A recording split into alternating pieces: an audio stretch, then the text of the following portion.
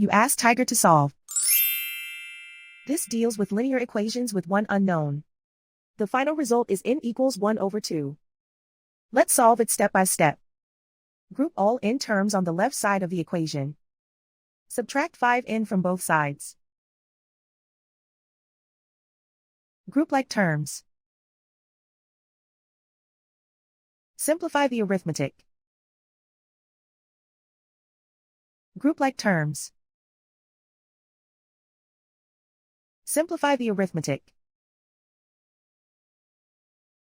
Group all constants on the right side of the equation.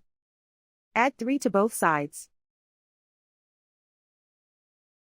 Simplify the arithmetic.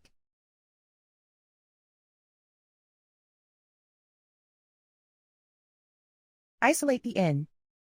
Divide both sides by -4. Cancel out the negatives. Simplify the fraction.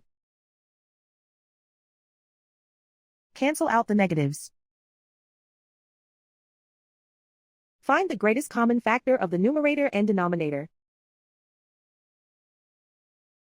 Factor out and cancel the greatest common factor. And so the final result is n equals 1 over 2.